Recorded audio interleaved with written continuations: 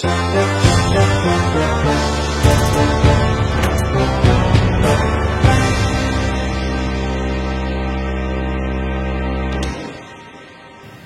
Assalamualaikum warahmatullahi wabarakatuh. Innal hamdanillah nahmaduhu wa nasta'inuhu wa nastaghfiruh wa na'udzu billahi min syururi anfusina wa min sayyiati a'malina may yahdihillahu fala mudhillalah wa may yudlil fala hadiyalah. Asyhadu an la ilaha illallah wahdahu la syarikalah wa asyhadu anna Muhammadan abduhu wa rasuluh. Pemirsa yang dimuliakan oleh Allah Subhanahu wa taala, insyaallah pada kesempatan hari ini ulun akan menjelaskan tentang hadis Nabi sallallahu alaihi wasallam. Rasulullah sallallahu alaihi wasallam bersabda, "La tazulu qadama 'abdin yaumal qiyamah hatta yus'alu an arba', an umrihi fi ma afnah, wa an syababihi fi ma ablah, wa an malihi min aina iktasaba wa fi ma anfaqah, wa an ilmihi madza amila bih." Rasulullah sallallahu alaihi wasallam bersabda, "La tazulu qadama 'abdin yaumal qiyamah hatta yus'alu an arba'."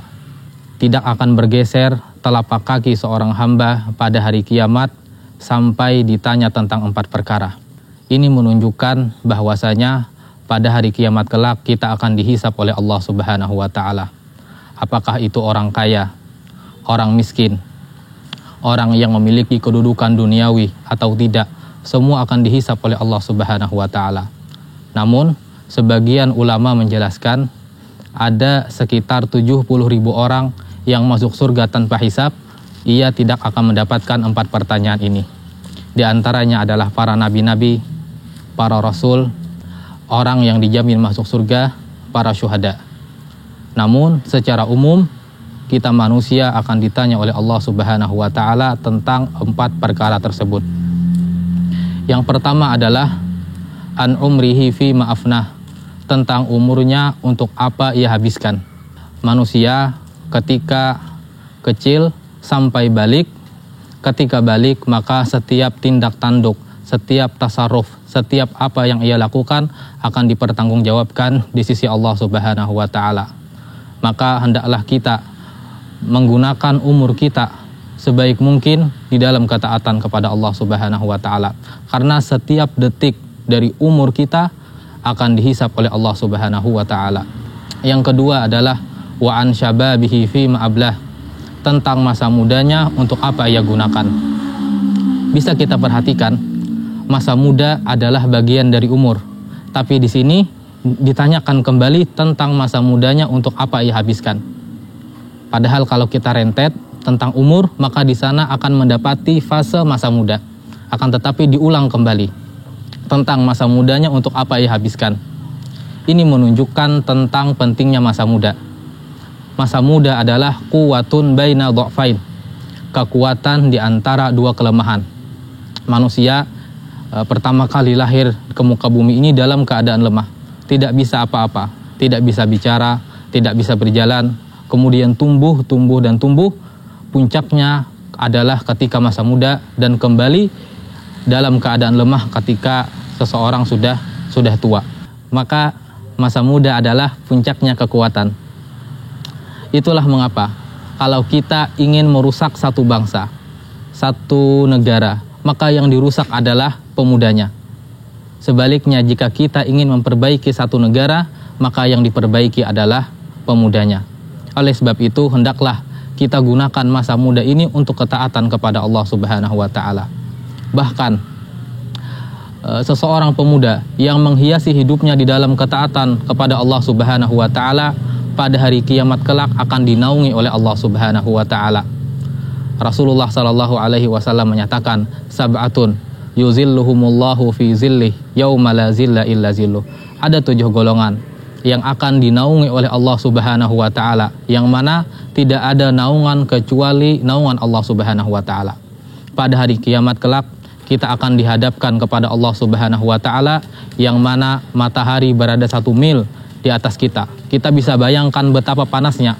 Setiap orang akan mencari perlindungan, mencari nabinya dan rasulnya, Maka kata Rasulullah Sallallahu Alaihi Wasallam, orang yang dinaungi oleh Allah Subhanahu Wa Taala adalah diantaranya wasyabun nasya'a fi ibadatillah, dan seorang pemuda ia tumbuh di dalam ketaatan kepada Allah Subhanahu Wa Taala.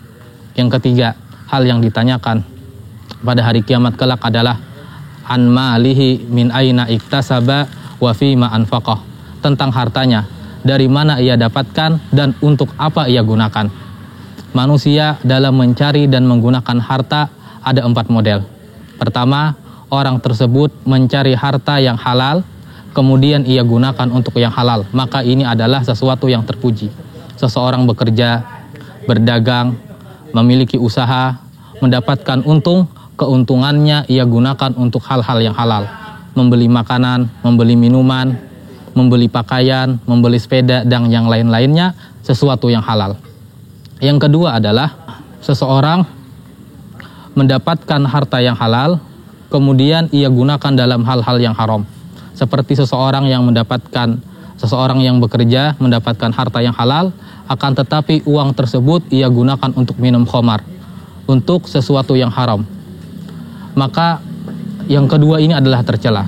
Dan yang ketiga adalah seseorang yang mencari harta haram, kemudian ia salurkan dalam hal-hal yang halal. Seperti seseorang mendapatkan uang dari hasil mencuri, hasil merampok, hartanya ia gunakan untuk kebaikan, membantu orang lain, membantu fakir miskin, menafkahi anak, menafkahi istri.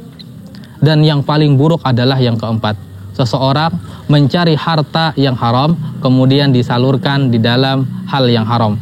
Misalnya seseorang mendapatkan harta dari hasil judi, dari hasil merampok, kemudian uang tersebut ia gunakan untuk minum khamar, membeli narkoba, maka ini adalah keadaan seburuk-buruk manusia.